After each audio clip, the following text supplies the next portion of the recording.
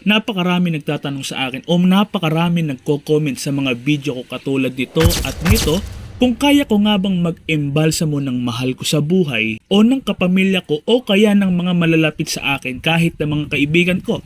Alam ko na napakarami naghihintay sa magiging sagot ko kaya gagawa na natin ng video dahil napakadalang ng tao na maaaring makagawa ng ganitong pagkakataon.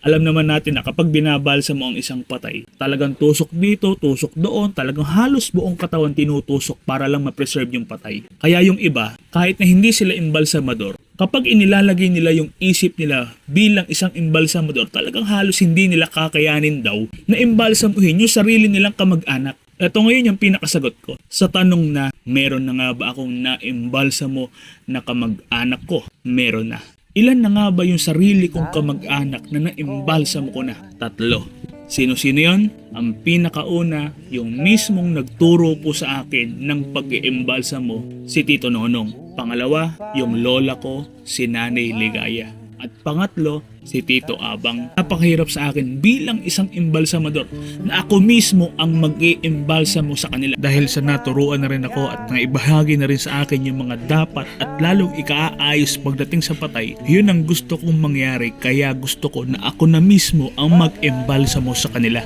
Bilang may kahinaan, nasasaktan ako kapag dumadating ako sa ganung pagkakataon. Pero hindi. Kailangan lakasan ng loob. Hindi ko dapat maipakita na hindi ko kinakaya at nahihirapan din ako. Sa dulo ng mundo